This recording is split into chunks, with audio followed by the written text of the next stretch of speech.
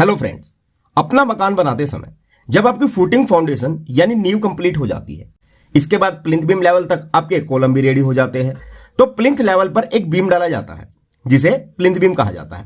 अब plinth beam का काम शुरू करने से पहले आपके माइंड में एक क्वेश्चन जरूर आएगा या आया भी होगा कि क्या डीपीसी से काम नहीं चलेगा, प्लिंथ बीम देना जरूरी है, और प्लिंथ बीम देना है तो क्या प्लिंथ बीम के नीचे ब्रिक वर्क करना चाहिए या नहीं करना चाहिए।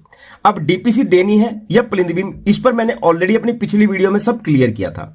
अगर आपने ये वीडियो नहीं देखी है तो लिंक ऊपर आई बटन में है, आप जाकर देख सकते हैं। अब आज का मेन टॉपिक है कि क्या प्लिंथ बीम के नीचे ब्रिक वर्क करना जरूरी है, या फिर अगर मैं प्लिंथ बीम के नीचे आउटर पर ब्रिक वर्क कर दूं तो काम चल जाएगा। तो ये कंफ्यूजन आपके माइंड में जरूर आएगी प्लिंथ बीम के लेवल पर आने के बाद। इसका भी कारण है। कारण यह है कि अक्सर आपने मकान बनते देखे होते हैं और आपने प्लिंथ बीम की कंस्ट्रक्शन होते हुए भी देखी होती है, तो कई जगह तो आपको प्लिंथ बीम के नीचे ब्रिक वर्क हुआ मिलेगा और कुछ लोग नहीं करते। तो ये कंफ्यूजन आपके माइंड में पैदा हो जाती है कि इसका कारण क्या है कि कुछ लोग प्लिंथ बीम के नीचे ब्रिक वर्क करवाते हैं और कुछ नहीं। तो आज की इस वीडियो में मैं आपकी ये कंफ्यूजन 100% क्लियर कर दूंगा कि प्लिंथ बीम के नीचे ब्रिक वर्क करवाना है या नहीं। बस आप वीडियो में लास्ट तक बने रहें, और वीडियो के लास्ट में मैं आपको यह भी बताऊंगा कि प्लिंथ बीम के नीचे ब्रिक वर्क कराने के क्या फायदे हैं और क्या नुकसान। ओके फ्रेंड्स, तो चलिए वीडियो शुरू करते हैं बिना किसी देरी के। अब देखिए फ्रेंड्स, अगर मैं इसका आसान भाषा में जवाब दूं कि प्लिंथ बीम के नीचे ब्रिक वर्क करना जरूरी है या नहीं, तो इसके लिए मैं हां भी कहूंगा और ना भी कहूंगा। अब ऐसा क्यों? क्योंकि प्लिंथ बीम के नीचे ब्रिक वर्क करना है या नहीं, यह बहुत से पैरामीटर पर डिपेंड करता है। जैसे पहली कंडीशन है प्लिंथ बीम की हाइट को लेकर, कि अगर तो आप plinth beam natural ground level से 3 से 4 फीट ऊपर उठाकर चलते हैं, फिर तो डेफिनेटली आपके प्लिंथ बीम के नीचे ब्रिक वर्क होगा। पर अगर यह जमीन से 1 से 2 फीट की ऊंचाई पर ही है तो ब्रिक वर्क जरूरी नहीं है। तो पहली कंडीशन तो आपको यह ध्यान रखनी है। सेकंड, वाटर लॉक्ड एरिया और नोट। दूसरी कंडीशन है बरसात, कि आप जहां घर बना रहे हैं वहां बरसात कैसी होती है, ज्यादा होती है या फिर न के बराबर। क्योंकि प्लिंथ बीम के नीचे ब्रिक वर्क बरसात पर भी डिपेंड करता है। क्योंकि अगर आपके एरिया में बरसात की ज्यादा प्रॉब्लम नहीं है, फिर तो आप अपना प्लिंथ बीम ग्राउंड लेवल और रोड लेवल से 1 से 2 फीट पर रख सकते हैं, और ऐसे में प्लिंथ बीम के नीचे ब्रिक वर्क की जरूरत नहीं होती। पर अगर आपके यहां बरसात ज्यादा होती है और बरसात में पानी रोड पर भर जाता है, तो फिर मैं आपको रिकमेंड करूंगा कि आप 100% प्लिंथ बीम को रोड लेवल से कम 4 से 5 फीट ऊंचा रखकर ही हाउस कंस्ट्रक्शन करें। अगर आप ऐसा नहीं करते हैं तो जो रोड पर पानी इकट्ठा होगा वह आपका घर डाउन होने के कारण आपके घर में घुस जाएगा। तो इसीलिए जब आपको प्लिंथ बीम उठाना होगा तो उसके लिए आप क्या करेंगे, उसके लिए आपको ब्रिक वर्क करना होगा। तो वहां प्लिंथ बीम के नीचे ब्रिक वर्क करके ही इसे ऊपर उठाए। तो जहां बरसात की समस्या है वहां प्लिंथ बीम के नीचे ब्रिक वर्क होगा। तीसरा, जैसा कि आप सब जानते ही हैं कि हमारे यहां हर 2 से 3 साल में रोड बनते ही रहते हैं और ऊपर उठते रहते हैं। तो भले ही आप घर में प्लिंथ बीम दे या न दे, पर आपका घर रोड लेवल से 4 से 5 फीट ऊंचा तो रहना ही चाहिए। तो प्लिंथ बीम को ऊंचा उठाने के लिए हम इसके नीचे ब्रिक वर्क करते हैं। तो यहां एक बात और क्लियर है कि अगर हमें प्लिंथ बीम ग्राउंड लेवल से ऊंचा उठाना होगा तो इसके नीचे ब्रिक वर्क भी 100% करना होगा। चौथा है column spacing more than 10 feet.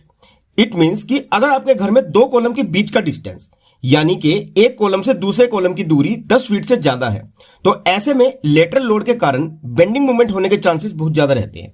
तो ऐसे में प्लिंथ बीम के नीचे ब्रिक वर्क करना जरूरी होता है बीम को स्टेबिलिटी देने के लिए। Fifth, to hold soil below building structure. पांचवा, जब आप प्लिंथ लेवल पर मिट्टी फिलिंग करवाते हैं तो यह प्लिंथ बीम के नीचे का ब्रिक वर्क ही है जो उस मिट्टी को रोक कर रखता है, यानी कि होल्ड करके रखता है, उस सोइल प्रेशर को बियर करता है। नहीं तो आप अंदर मिट्टी भरते रहेंगे और यह बाहर की तरफ निकलती रहेगी। तो यह भी एक कारण है प्लिंथ बीम के नीचे ब्रिक वर्क कराने का। Sixth, brick work under peripheral. छठा, भले ही आप प्लिंथ बीम के नीचे ब्रिक वर्क सेंटर में मींस बीच में नहीं करवाते हैं, पर आउटर पर तो कराना ही कराना है। क्योंकि हो सकता है कि जो आपका पड़ोसी घर है उसके घर में कोई प्लम्बिंग लीकेज हो जाए, जो लीकेज दीवारें न होने की वजह से नीचे ही नीचे मिट्टी के जरिए आपके घर में एंटर हो जाए, इससे आपकी फ्लोरिंग भी बैठ सकती है। और दूसरा, सेंटर की मिट्टी को भी आउटर ब्रिक वर्क से एक होल्डिंग कैपेसिटी मिल जाती है। तो आउटर पर तो प्लिंथ बीम के नीचे ब्रिक वर्क कराना बहुत जरूरी होता है। तो अब यह तो क्लियर है कि आउटर पर प्लिंथ बीम के नीचे ब्रिक वर्क करवाना जरूरी होता है। पर यहां क्वेश्चन यह है कि क्या आउटर पर ब्रिक वर्क कराने से काम चल जाएगा? तो फ्रेंड्स, बीच में ब्रिक वर्क इतना जरूरी नहीं होता जितना आउटर पर होता है। बीच में आप छोड़ भी देंगे तो कोई प्रॉब्लम नहीं है, पर मैं आपको सजेस्ट करूंगा कि आप थोड़े से पैसे बचाने के चक्कर में न पड़े। हम मकान एक ही बार बनवाते हैं तो इसे बेहतर बनाने की कोशिश करें।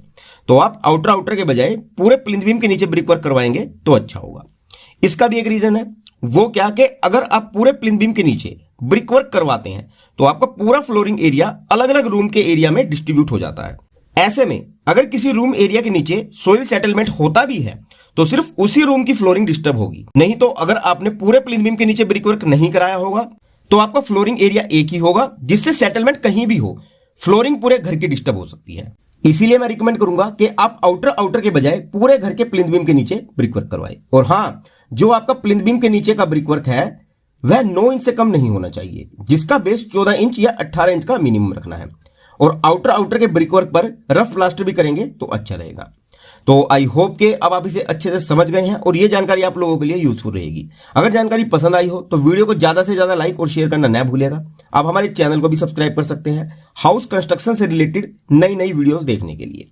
तो चलिए जल्द मिलता हूं हमारी नेक्स्ट वीडियो में आप लोगों के लिए हाउस कंस्ट्रक्शन से रिलेटेड एक और बेहतर जानकारी के साथ। और वीडियो में यहां तक बने रहने के लिए आप लोगों का बहुत बहुत धन्यवाद guys. Thanks for watching and have a nice day.